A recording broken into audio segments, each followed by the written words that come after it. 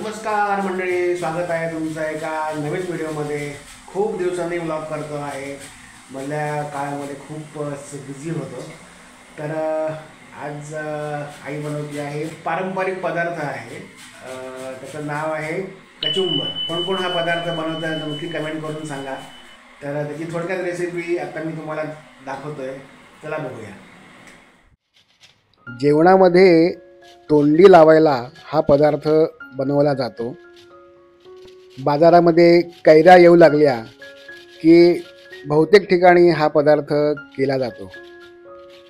गरजेनुसार बारीक कांदा चिरून घेतलेला आहे आणि त्यामध्ये कैरी पण एक किसून घेतलेली आहे. त्यामध्ये आवडीनुसार लाल तिखट, चवीनुसार मीठ घालायचं आहे.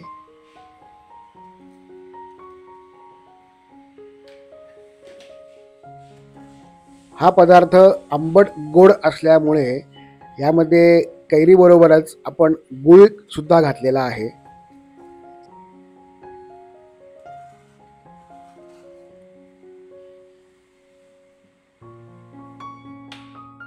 आता पुढली स्टेप जी आहे ती म्हणजे फोडणी.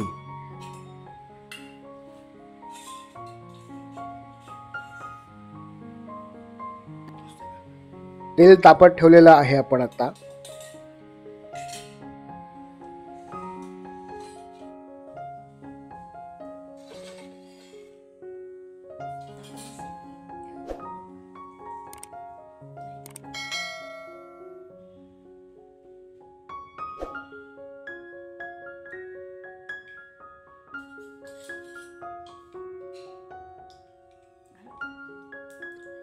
तेल तापलेलं आहे.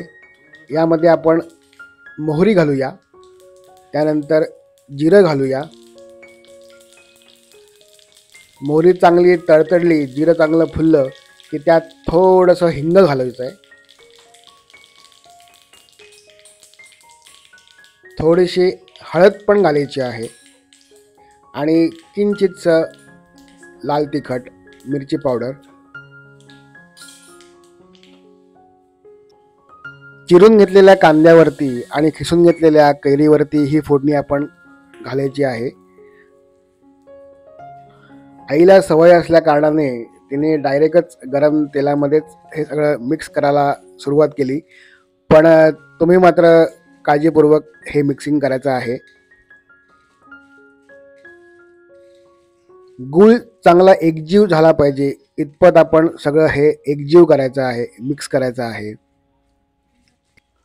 मिक्स करून गूळ चांगला आता विरघळलेला आहे आणि आता हे कचुंबर तयार झालेलं आहे. तुम्हाला ही रेसिपी कशी वाटली नक्की कमेंट करून सांगा. आणि हे कचुंबर बनवलं की कसं झालं हे मात्र सांगायला विसरू नका. तोपर्यंत मस्त खा, स्वस्थ राहा. Bye bye.